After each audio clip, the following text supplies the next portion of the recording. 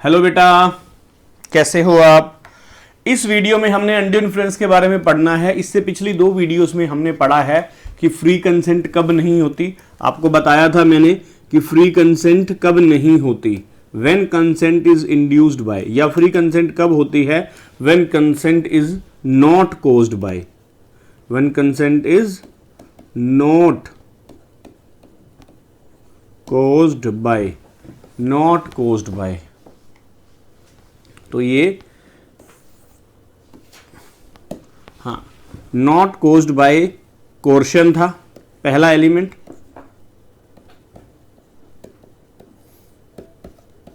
दूसरा फैक्टर क्या था, अनड्यू इन्फ्लुएंस।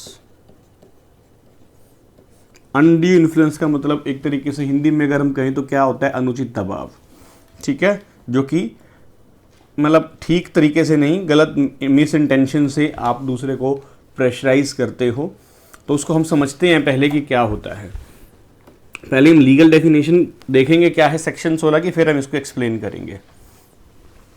कहता है ये सेक्शन 16, ये जो ये सारा कुछ है ये सेक्शन 16 है। कहता है एक contract is said to be induced by undue influence. एक कॉन्ट्रैक्ट को कहा जाएगा कि ये अनड्यू इन्फ्लुएंस की वजह से लिया गया है। कब, when, where the relation, what's the word, relation subsisting between the parties। जो दो पार्टीज हैं, यहां पर पार्टीज वर्ड आ गया, between the parties। कोर्शन में ऐसा कोई वर्ड नहीं था, ध्यान देना। कोर्शन में क्या था, एक्ट, कमिटिंग और थ्रेटनिंग टू कमिट। वहां पर पार्टीज का मेंशन नहीं था, लेकिन यहां क्लियर हो गया between the parties। ठीक है, relation subsisting between the parties are such that when one of the party is in position to dominate, in a position to dominate। ठीक है, what's the word, in a position to dominate the will of the other। एक party के, दो parties के बीच में relation ऐसा है, कैसा है, when one party is in the position to dominate the will of other and uses that position, और उस पोजीशन का वो इस्तेमाल करती है किस चीज के लिए, अनफेयर एडवांटेज के लिए, to obtain an unfair advantage over the other. Over the other होना चाहिए वैसे, या ऑफ द अदर, दूसरे का अनफेयर एडवांटेज उठाती है या उसके ऊपर अनफेयर एडवांटेज उठाती है। तो ये है डेफिनेशन।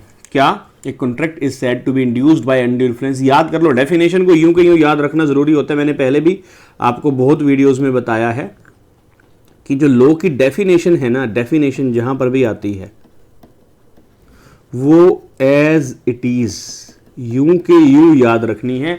लैंग्वेज अच्छी आनी जरूरी है लॉ के पेपर के अंदर। ठीक है, जो आप एक्सप्लेन करते हो उसमें आप अपनी लैंग्वेज यूज कर सकते हो। ठीक है, उसमें भी कीवर्ड आप यूज करो, लॉ वाले लीगल टर्मिनोलॉजी यूज करो, लेकिन लैंग्वेज अपनी यूज करो। लेकिन जो डेफिनेशन है वो यूं के यूं। ठीक है, मार्क्स तभी आएंगे, सिर्फ समझ लेना ही सफिशिएंट नहीं है। ठीक है, a contract is said to be induced by undue influence where the relations subsisting between the parties are such that one of the parties is in position to dominate the will of another and uses that position to obtain an unfair advantage of the other। अब ये जो dominate the will है ना, ये in dominate की position है, उसको भी सेक्शन 16 एक्सप्लेन कर रहा है।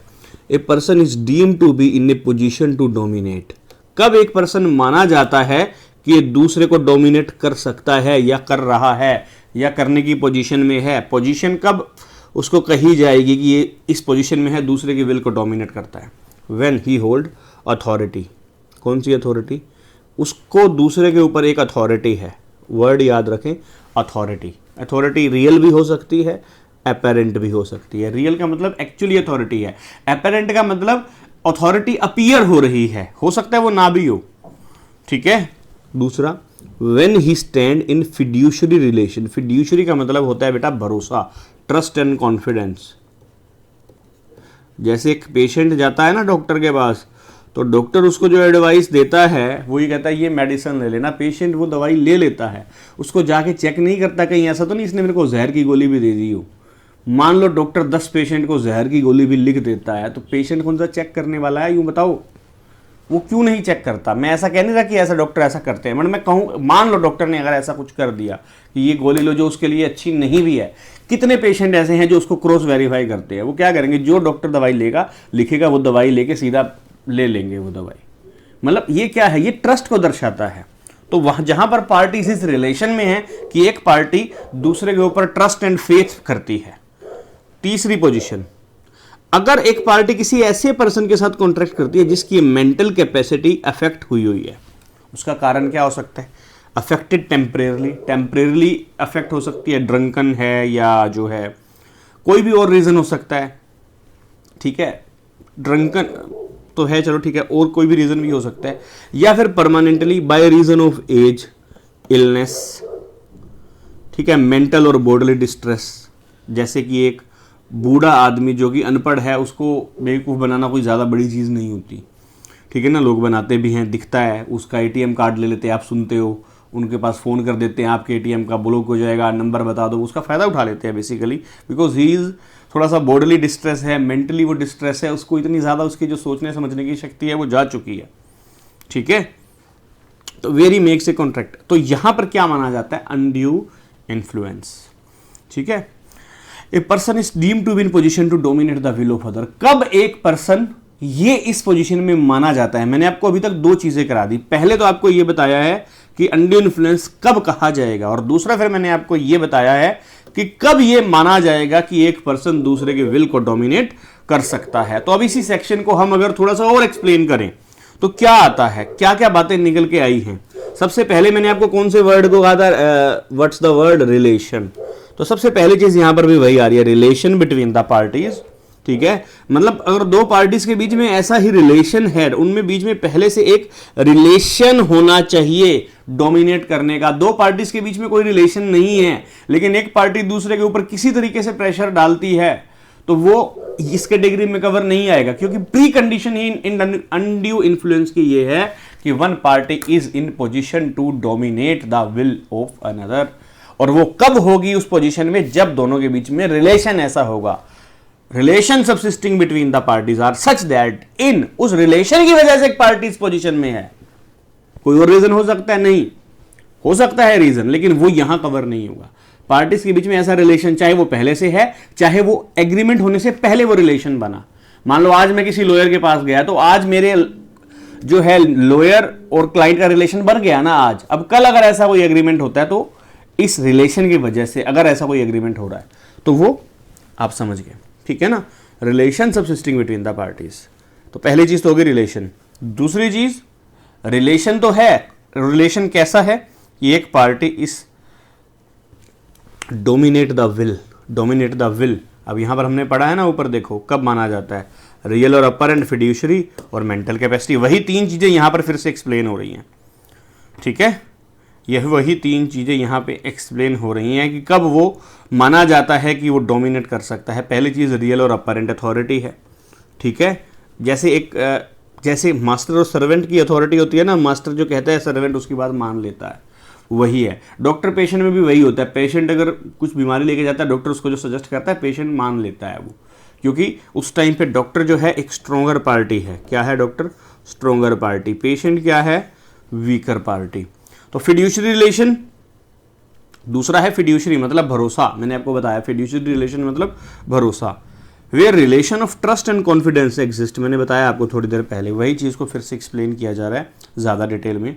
Exist between the parties to a contract, such type of relation exist between father and son. Father strong होता है जनरली, ऐसा माना जाता है, ठीक है। सोलिसिटर स्ट्रोंग होता है लेकिन क्लाइंट वीक होता है, ठीक है। तो ऐसे कुछ रिलेशन हैं जो अभी तक जुडिशली ऐसी कोई लिस्ट अभी मतलब कोई कंक्लूसिव लिस्ट नहीं है कि इन रिलेशन में ये माना जाएगा, ठीक है। ट्रेडिशनली ये माना जाता था हस्बैंड एंड वाइफ के रिलेशन में भी जो हस्बैंड होता है वो स्ट्रोंग होता है और वाइफ जो है वीकर पार्टी होती है। अगर आप देखते हो ना रामायण महाभारत वगैरह तो वहाँ पे ऐसा दिखाया जाता है, बट आज का सिनेरियो डिफरेंट है, बट आप उसको जो है उस वे में ना देखें, ठीक है। तो अब आगे देखें ज़रा, कैटेगरी बहुत बड़ी है लेकिन ये कुछ ऐसी 5-6 चीज़ें ऐसी हैं जो जुडिशली यहाँ पर ट्रस्ट एंड कॉन्फिडेंस के रिलेशन माने गए हैं। वो कौन कौन से हैं? Solicitor client, doctor patient, spiritual adviser and devotee, जो गुरु होते हैं guru, parent and child, trustee and beneficiary, ठीक है ना। ये सारे ऐसी चीज़ें हैं जो एक माना जाता है, इसमें हर एक जगह पे जो पहले नंबर पे लिखा हुआ है ये सारे के सारे स्ट्रॉन्गर पार्टी, और जो दूसरे नंबर पे लिखे गए हैं इसमें ये सारे के सारे क्या हैं, वीकर पार्टी। ये ठीक नहीं है, मैं ऐसे कर देता हूँ इसे, देखो ज़रा, ठीक है। तो यहाँ पर एक पार्टी इस पोजीशन में है, ये जो इन पांचों पॉइंट्स के अंदर ये जो पहले वाली पार्टी है, ये कौन सी पार्टी है, ये स्ट्रॉन्गर पार्टी है, ठीक है।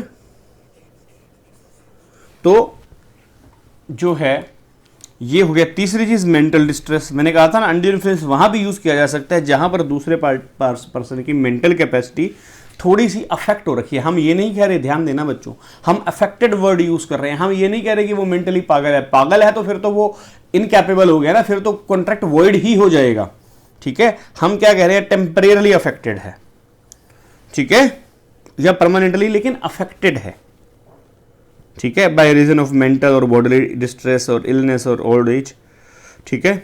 और दूसरा है अनकंसाइनेबल, अनकंसाइनेबल बार्गेन्स। ये कब माना जाता है,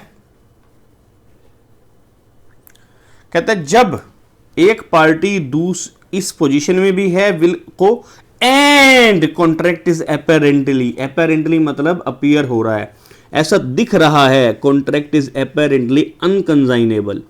अनकंसाइनेबल का मतलब क्या है, कंसाइनेबल का मतलब क्या होता है, सिंपल भाषा में कंसाइनेबल, अनकंसाइनेबल वर्ड का मतलब क्या है, सिंपल भाषा में अनकंसाइनेबल वर्ड का मतलब है बेटा अनफेयर। क्या, अनफेयर, या आप इसको कहो अनरीजनेबल।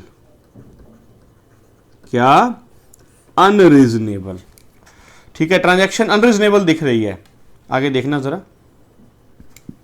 एक 18 साल का लड़का स्पेंड थ्रिफ्ट, जिसने मतलब उलझुल खर्चे कर लिए और वो दारू पिए हुए है, उसने 90,000 रुपया बोरो कर लिया on a bond bearing compound interest. ध्यान देने, मैं वर्ड क्या यूज कर रहा हूं, compound interest eight 2% per annum, per month interest 2%, और साथ ही साथ वो कंपाउंडेबल, मतलब हर महीने वो कंपाउंड हो जाएगा।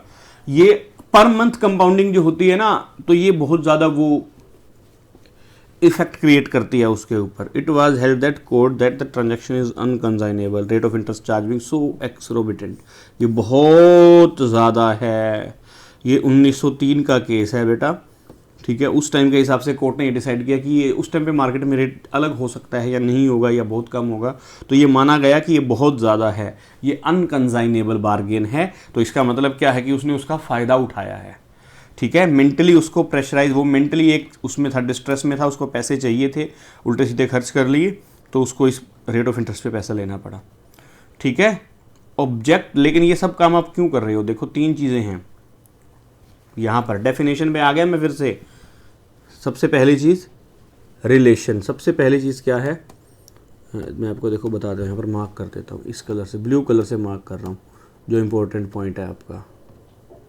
सबसे पहली चीज़ क्या है बेटा, ये रिलेशन। दूसरी चीज़ क्या है, ये पोजीशन। और तीसरी चीज़ अनफेयर एडवांटेज, ठीक है। तो पहले, अभी तक हम क्या कर रहे थे, हम पहली और दूसरी चीज़ को एक्सप्लेन कर रहे थे, ठीक है। पहले हमने इस पोजीशन का मतलब समझाया, फिर एसेंशियल चीज़ों में हमने ये पहले नंबर पे पहली चीज़ का मतलब समझाया, ये दूसरे नंबर पे दूसरी चीज़ का मतलब समझाया जो कि डेफिनेशन में आ रही है, और ये तीसरे नंबर पे जो डेफिनेशन में तीसरी चीज़ आ रही है उसका मतलब समझा रहे हैं। Where the person is in a position to influence the will of other in getting consent must have the object. अब उसका ऑब्जेक्ट क्या होना चाहिए, take an advantage of the other, दूसरे से अपनी उस पोजीशन का फायदा उठाने की अगर इंटेंशन है तो ही वो अंडर इन्फ्लुएंस कहा जाएगा।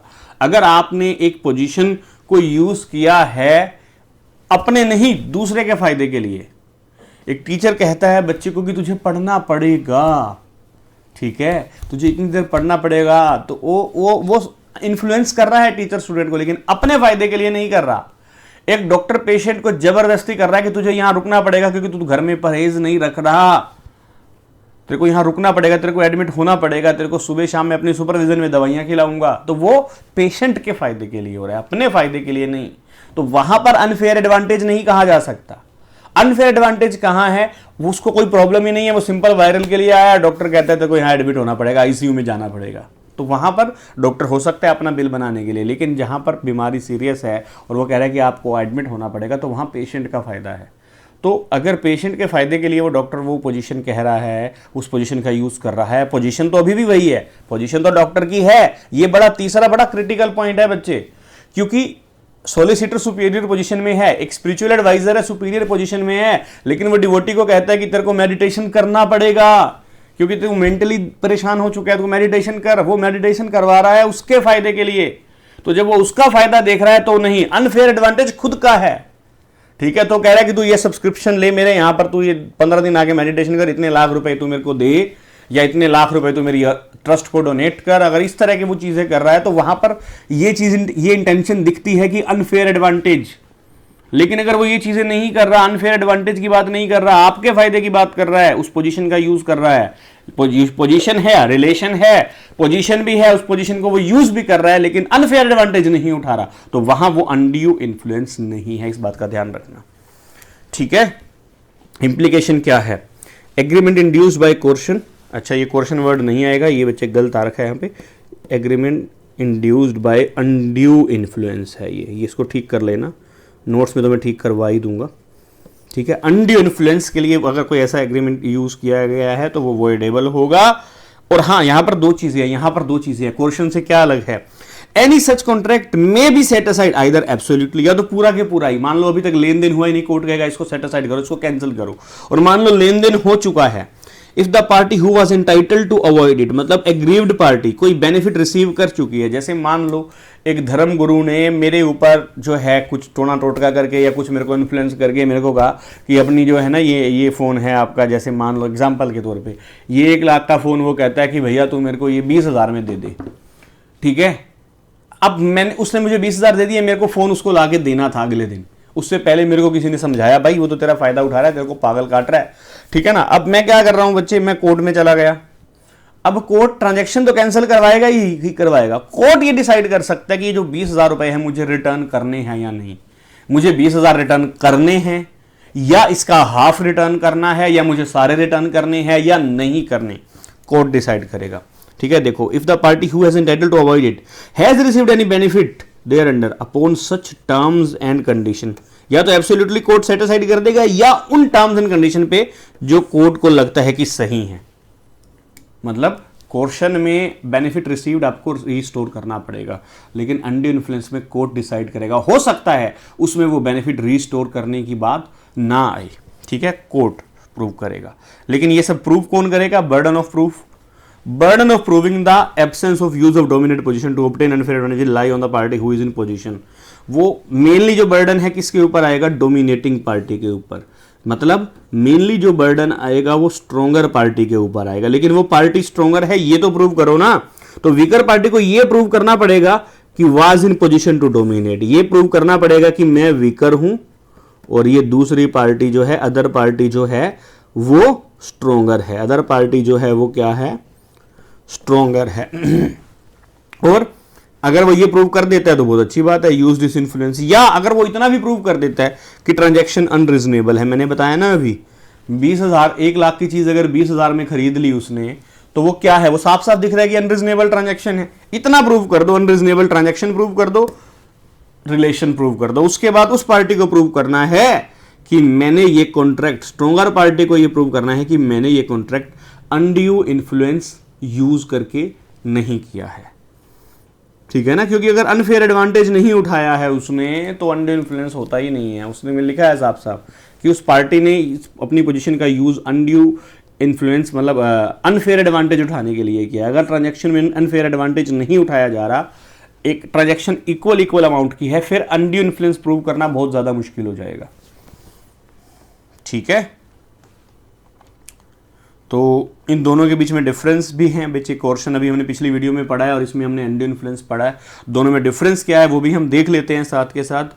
यहाँ पर बेटा फिजिकल फोर्स है कोर्शन के अंदर, लेकिन अनड्यू इन्फ्लुएंस में मोरल या मेंटल प्रेशर होता है। लेकिन ध्यान देना, एक हस्बैंड वाइफ को या वाइफ हस्बैंड को या कोई भी रिलेशन में कोई किसी को सुसाइड की धमकी देता है तो सुसाइड अंडर इन्फ्लुएंस नहीं है, भले ही आप इसको मोरल प्रेशर कह सकते हो, but it comes under the coercion, क्योंकि इंडियन पेनल कोड में सुसाइड करना मना है, इसीलिए सुसाइड कोर्शन में आता है, ध्यान रखना। ठीक है, कमिटिंग और threatening to commit an act, Indian penal code हो रहा है और इसमें कोई इलीगल एक्ट की बात नहीं हो रही। अंडर इन्फ्लुएंस में पार्टी को इलीगल एक्ट कर ही नहीं रही, ठीक है, क्योंकि वो इस पोजीशन में है ना कि उसको इन्फ्लुएंस कर सकती है, उसको इलीगल एक्ट करने की जरूरत ही नहीं है, सिर्फ उसको कह दे तो वो मान जाएगा। ठीक है, it is not necessary that there must be some sort of relationship. Coercion में रिलेशन, मैंने याद करो वो लाइन कोर्शन में मैंने आपको बताई थी, it may be initiated by any person, it may be initiated against any person, वहां पर मैंने एनी पर्सन को अंडरलाइन करवाया था, लेकिन यहां पर डेफिनेशन स्टार्ट ही कहां से हो रही है, देखो फिर से, देखो मैं फिर से आपको दिखाता हूं, ये देखो, रिलेशन सब्सिस्टिंग बिटवीन द पार्टीज, यहां पर पार्टीज के बीच में डोमिनेटिंग रिलेशन होता ही है, नहीं तो अंडर इन्फ्लुएंस नहीं कहा जाएगा। कोर्शन ये वही चीज है, प्रोमिजर या जरूरी नहीं है कि प्रोमिजर या किसी के अगेंस्ट किया जाए, अंडर इन्फ्लुएंस हमेशा पार्टीज के बीच में ही एक्सरसाइज किया जाता है। कोर्शन का कॉन्ट्रैक्ट वॉइड होता है, वॉइडेबल होता है, और वॉइडेबल भी होता है, और कोर्ट इसको सेट असाइड भी कर सकती है। ठीक है, हो सकता है कि आप एक्सरसाइज ना करो लेकिन कोर्ट ही उसको सेट असाइड कर दे।